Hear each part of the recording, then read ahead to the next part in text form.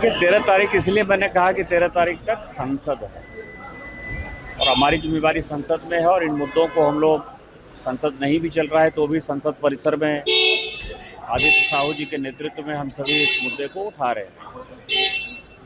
13 तारीख के बाद यदि इसका फैसला नहीं होगा तो झारखंड के बच्चों के भविष्य का सवाल है और हम प्रयास करेंगे कि इसकी सीबीआई इंक्वायरी हो।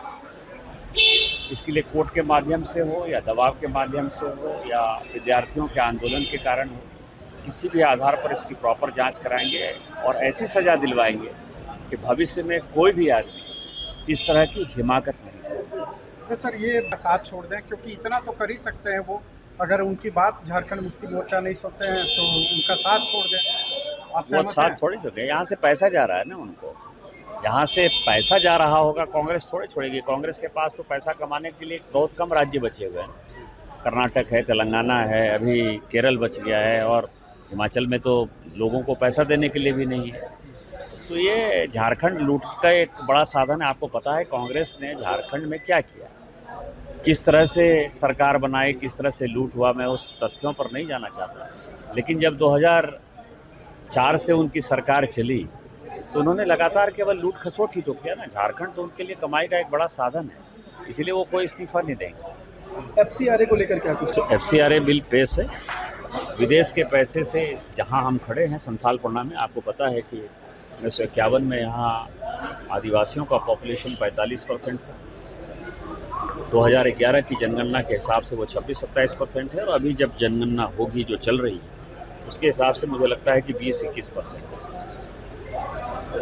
मुसलमान 9% थे, वो 24% हो गए थे 2011 में।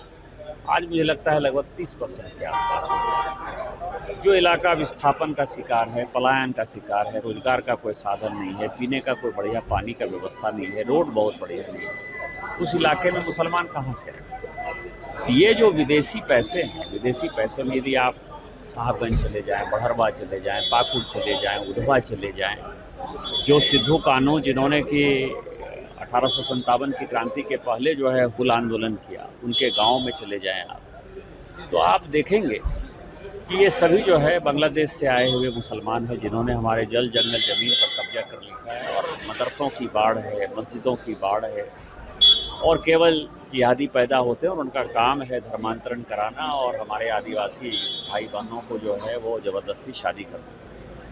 तो यहाँ के जल जंगल ज़मीन संस्कृति को यदि बचाना है तो FCRA जरूरी है। FCRA यदि होगा तो ये सभी सलाखों के पीछे होगा।